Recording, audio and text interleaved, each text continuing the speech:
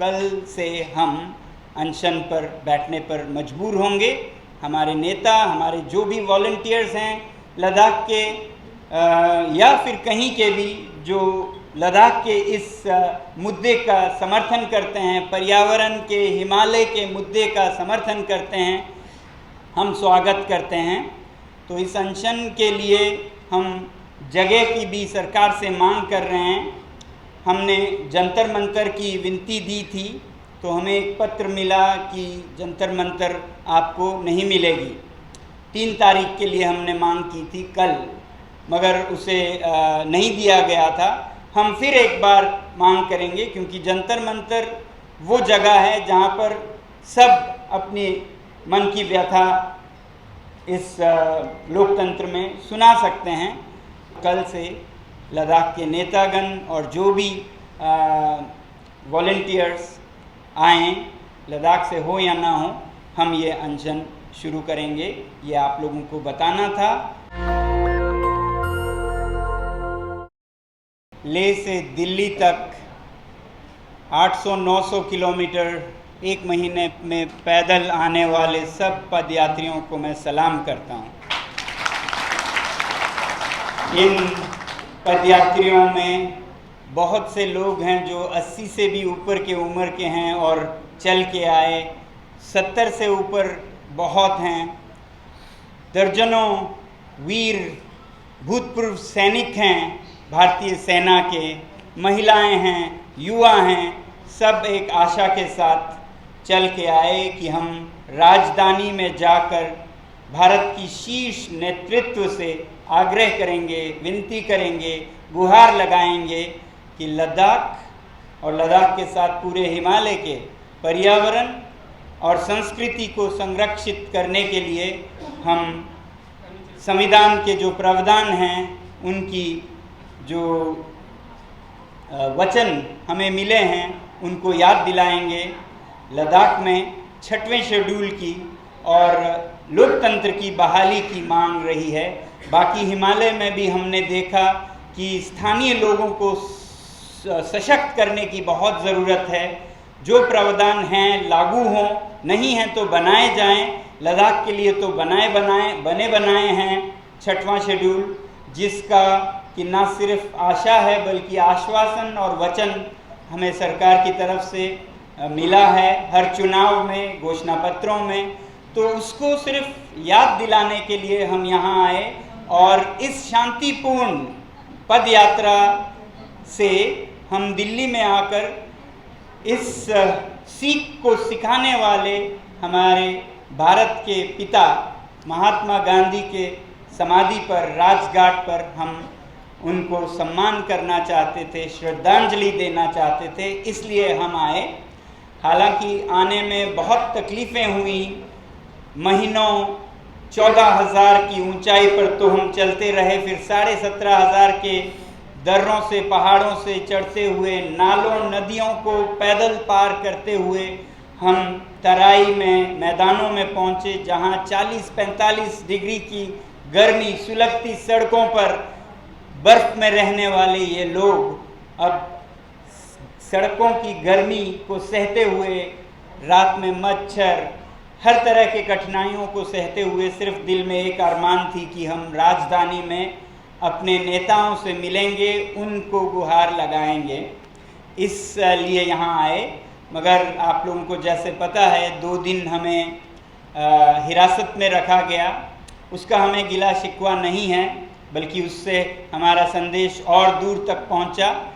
तो हमारी सिर्फ ये मांग थी कि हमें 2 चीज़ें पूरी कीजिए। एक तो हमें किसी भी तरह राजघाट पर बापू के समाधि पर पहुंचना ही है, दूसरा हमें भारत के शीर्ष नेताओं से मिलना ही है। तो राजघाट तक तो हमें पहुंचाया गया, उसके लिए हम धन्यवाद कहते हैं। मगर शीर्ष नेताओं से जो मिलने की बात है, उसके लिए हमने विनती लगभग 10 दिन पहले ही दे रखी थी।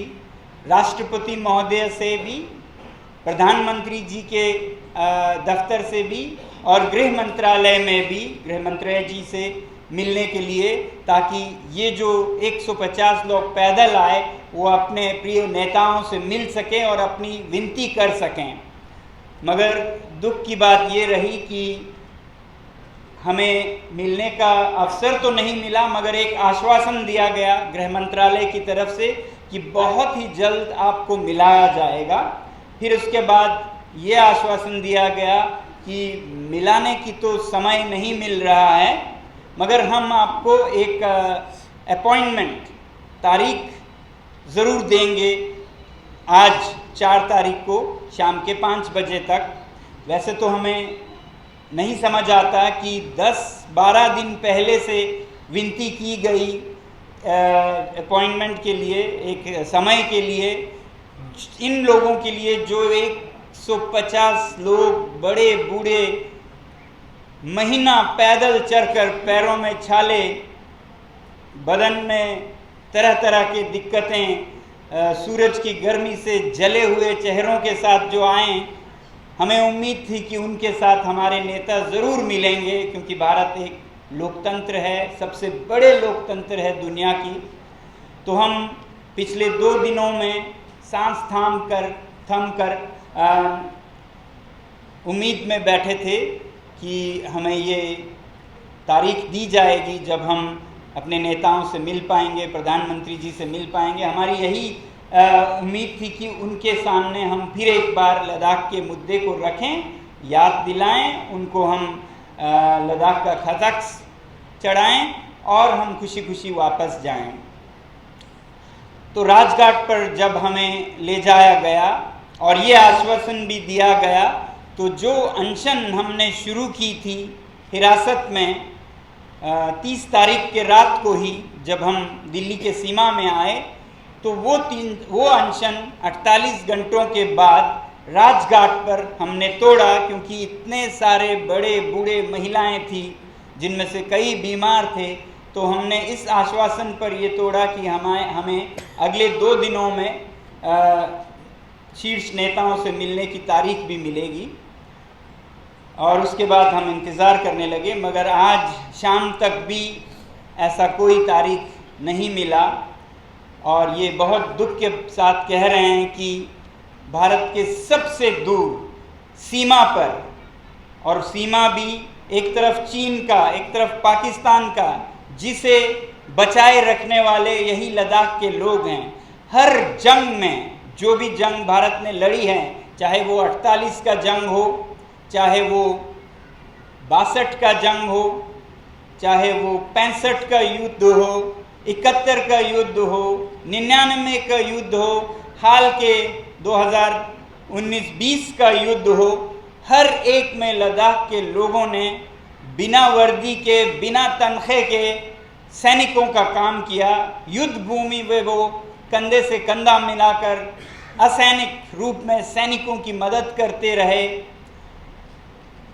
उनके लिए रसद खाना घरों से पका कर ले जाते रहे, और जब कोई ज़ख्मी हो तो उन्हें उठा कर लाते गए, और ऐसा योगदान हर युद्ध में दिया जो किसी दिल्ली के शहरी या बम्बई के शहरी ने न दी हो, वो लद्दाख के लोगों ने दी है। तो लद्दाख के आम नागरिक भी एक सिपाही हैं इस देश के, तो इसलिए हमें उम्मीद थी कि इन सिपाहियों से हमारे नेता, हमारे प्रधानमंत्री जी अवश्य मिलेंगे, और ये हमारा ज़रा भी शंका नहीं थी कि उनसे न मिल पाएँ।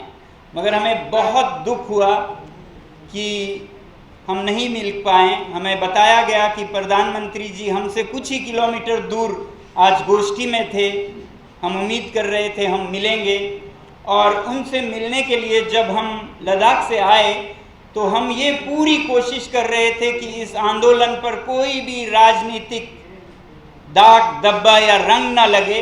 इसके लिए हमने इस पद यात्रा को कश्मीर से नहीं लिया, कश्मीर से भी रास्ता आता है, वहाँ चुनाव हो रहे थे, हम नहीं चाहते थे कि किसी के पक्ष में किसी के विपक्ष में चला जाए हमारा ये अभियान। इसलिए हम हिमाचल से आए, और जब हिमाचल से आए तो हरियाणा के सीमा पर फिर हमने निर्णय किया हम हरियाणा में चुनाव हो रहे हैं, उस पर भी कोई असर न डालें, इसे पवित्र रखें, इसे न्यूट्रल रखें। इसलिए हरियाणा के सीमा से हम बसों में चढ़े और दिल्ली आए। हम किसी भी संस्था से नहीं मिले कि कोई रंग ना लग जाए हमारे इस पवित्र अभियान पर। तो ऐसा करने के बाद भी 80 के उम्र के लोग पैदल आए, इसके बावजूद भी जब हमें ये मिलने की तिथि नहीं मिली तो बहुत दुख हुआ। वैसे ही हमारे साथ अमा डोलमाले हैं। अभी डोलमा 90 वर्ष की हैं, ये लद्दाख से हैं मगर स्विट्ज़रलैंड में रहती आई हैं। पिछले कोई 70 सालों से स्विट्ज़रलैंड में हैं। स्विस सरकार ने उन्हें बार बार स्विस नागरिकता लेने के लिए कहा, बार बार। उन्होंने अभी तक भारतीय नागरिकता नहीं छोड़ी। भारत का पासपोर्ट इनकी शान है, ये अभी भी रखते हैं। हालांकि नागरिकता के लिए लोग, भारत से लोग पश्चिम की नागरिकता के लिए जान की बाजी देकर जाते हैं, मगर अमा डोलमा ने अपनी नागरिकता कभी नहीं छोड़ी। 90 के वर्ष तक होते भी वो वहाँ से ख़ास दिल्ली आई ताकि वो पद यात्रा के आखिरी चरण में जुड़ सकें, और अगर अनशन करना पड़ता है तो वो अनशन में भाग ले सकें, इसके लिए आई हैं ये। तो हमें दुख है इस बात का कि ऐसे में भी हमें समय नहीं मिला अपने शीर्ष नेताओं से मिलने का। भारत की आखिरी नागरिक हैं, चरम सीमा से, अंतिम सीमा से। बहुत अच्छा होता अगर प्रधानमंत्री जी, गृह मंत्री जी, राष्ट्रपति महोदय इनसे मिलते, इन्हें 2 शब्द आश्वासन के, ढाढ़स के, स्वागत के शायद बोलते। तो जो भी हो, हमने ये कहा था जब हमने अनशन तोड़ा था राजघाट पर कि अगर ये नहीं हुआ तो मजबूरन हमें अनशन दोबारा करना पड़ेगा। उम्मीद है ऐसा नहीं हो, मगर आज जब शाम के 5 बजे तक भी कोई सूचना नहीं मिली तो हमें मजबूर होकर लद्दाख के जो शीर्ष नेता हैं केडीए और एपेक्स के, सब ने मीटिंग की। बहुत बातचीत करने के बाद ये निर्णय किया कि लद्दाख के नेतागण, अगर कोई सूचना नहीं आती है तो कल से दिल्ली में ही अनशन पर रहेंगे अनिश्चित काल के लिए। जहाँ तक मेरा है, मैं एक एनवायरमेंटलिस्ट के तौर पर ये जो आंदोलन या अभियान है लद्दाख की, एपेक्स बॉडी और केडीए जिन्हें चला रही हैं, उनका समर्थन करता आया हूँ। तो उसी हिसाब से मैं फिर आप लोगों के साथ, आप लोगों के मदद के लिए इस अनशन में बैठूंगा, ऐसा हमने बताया था। तो अगर ऐसी कोई तारीख नहीं मिलती है तो कल से हम अनशन पर बैठने पर मजबूर होंगे। हमारे नेता, हमारे जो भी वॉलंटियर्स हैं लद्दाख के या फिर कहीं के भी, जो लद्दाख के इस मुद्दे का समर्थन करते हैं, पर्यावरण के, हिमालय के मुद्दे का समर्थन करते हैं, हम स्वागत करते हैं। तो इस अनशन के लिए हम जगह की भी सरकार से मांग कर रहे हैं। हमने जंतर मंतर की विनती दी थी तो हमें एक पत्र मिला कि जंतर मंतर आपको नहीं मिलेगी। 3 तारीख के लिए हमने मांग की थी कल, मगर उसे नहीं दिया गया था। हम फिर एक बार मांग करेंगे क्योंकि जंतर मंतर वो जगह है जहाँ पर सब अपनी मन की व्यथा इस लोकतंत्र में सुना सकते हैं। तो अगर नहीं मिलता है जंतर मंतर जहाँ होनी चाहिए, पिछले बार की तरह अगर नहीं दिया जाता है, तो हम मजबूर होकर फिर किसी भी और जगह पे जो भी संस्था, जो भी दल या समूह हमें अपना जगह दे, वहाँ करने पे मजबूर होंगे। और इसमें कोई भी संस्था, कोई भी दल हो सकते हैं, राजनीतिक दल हों या जैसे भी समुदाय दल हों, वो जहाँ जगह देंगे हम वहाँ ये अनशन शुरू करेंगे। अभी भी उम्मीद है कि इस पर कुछ पहल होगी और हमें ये ना करना पड़े और खुशी खुशी सब घर जा पाएंगे हम। मगर अगर ऐसा नहीं हुआ तो कल से लद्दाख के नेतागण और जो भी वॉलंटियर्स आएँ, लद्दाख से हो या ना हो, हम ये अनशन शुरू करेंगे। ये आप लोगों को बताना था।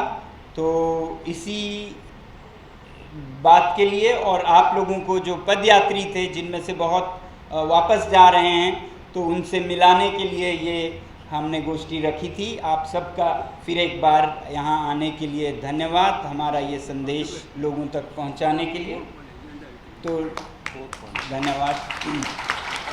जो आप में से बहुत पूछते हैं कि किन मांगों के लिए, किन मुद्दों के लिए ये पद यात्रा हुई या ये अनशन होगा या प्रधानमंत्री जी से हम मिलने वाले थे, तो क्यों? तो ये लद्दाख के 4 बिंदु मांगे हैं जो पिछले 4-5 सालों से सरकार के सामने रखी गई है और जिस पर बातचीत कुछ हद तक चली भी है, मगर वो रुक गए, उसे दोबारा बहाल करने के लिए है। तो इन 4 बिंदुओं में एक है लद्दाख में लोकतंत्र की बहाली, दूसरी है जो कि स्टेटहुड या असेंबली के साथ होती है, दूसरी है लद्दाख को जो 6वें शेड्यूल में संरक्षण के वचन हैं उनको अमल में लाया जाए, तीसरा लद्दाख में नियुक्तियां नहीं हुई हैं युवाओं की, पब्लिक सर्विस कमीशन का गठन हो ताकि नियुक्तियां हो सके और काम चल सके, युवा अपना रोज़गार पा सकें, और तीसरा लेह और चौथा लेह और कारगिल के लिए 2 संसदीय सदस्यता मिले। ये 4 बिंदुओं पर लद्दाख मांग करती रही है। तो जो लोकतंत्र के 2 ऊपर के मांग है, चाहे वो स्टेटहुड हो या 6वां शेड्यूल हो, ये स्थानीय लोगों को सशक्त करता है अपने पर्यावरण, अपने संस्कृति को संभालने के लिए। ये बहुत ज़रूरी है कि हिमालय में पर्यावरण की सुरक्षा संरक्षण के लिए स्थानीय लोगों को संरक्षित किया जाए, सुरक्षित किया जाए, सशक्त किया जाए लोकतांत्रिक रूप में। तो यही मांगे हैं जिससे कि हिमालय का पर्यावरण बच सकता है, जो बेहतरीन कर सकते हैं यहीं के लोग, क्योंकि अभी लद्दाख एक गवर्नर्स रूल के तरह है, परमानेंट गवर्नर्स रूल, जिसमें कोई चुने हुए सदस्य न्याय, नियम, कानून नहीं बनाते हैं। एक उपराज्यपाल सब फैसले लेते हैं। तो इस तरह से कोई भी इलाका चलाया नहीं जानी चाहिए 21वीं सदी में, जब हर जगह लोकतंत्र है। तो लद्दाख तो वो जगह है जहाँ पर लोकतंत्र थी और 4-4 विधानसभा के सदस्य चुने जाते थे, तो वो भी अभी नहीं रहे। लद्दाख में कोई ऐसी असेंबली अपनी भी नहीं है, ना ही 6वां शेड्यूल है। तो लद्दाख में नियम बनाने की, कानून बनाने की कोई मंच नहीं है जिसमें स्थानीय लोग सहभागी हो सकते हैं। तो ये पुराने ज़माने की कॉलोनी की तरह हैं जिन्हें एक गवर्नर या लेफ्टिनेंट गवर्नर राज करते हैं। तो ये शोभा नहीं देती है दुनिया की सबसे बड़ी लोकतंत्र को, जो कि माँ है लोकतंत्र की। वहाँ की सीमा पर बैठे लोग बिना आवाज़ के लोकतंत्र से भी वंचित रहें। तो ये सब ठीक करने की हमें बहुत उम्मीद है और यही हम गुहार लगाना चाहते थे। आपके माध्यम से लगा रहे हैं और अगले दिनों में भी हम इस अनशन के द्वारा यही मांग करेंगे कि भारत के शीर्ष नेताओं से हम मिलें और हमें एक आश्वासन मिले कि इन मांगों पर जो बातचीत चल रही थी वो दोबारा चले अगले 15 दिनों में। तो यही सब आशाओं के साथ, इन मुद्दों के साथ हम इसे आगे बढ़ाएंगे और उम्मीद है आप लोग हमारा साथ देंगे, हमारी आवाज़ को देश तक और हमारे शीर्ष नेताओं तक पहुंचाने में। धन्यवाद। आपके सवाल हो तो आप। नेशनल दस्तक की आपसे गुजारिश है कि अगर इसको बचाना चाहते हैं तो नेशनल दस्तक को सब्सक्राइब करने के लिए रेड कलर के सब्सक्राइब बटन को दबाएं, फिर बेल आइकन की घंटी दबाएं। नेशनल दस्तक को बचाने के लिए बहुत ज़रूरी है कि हर खबर को शेयर करें, लाइक करें, कमेंट जरूर करें।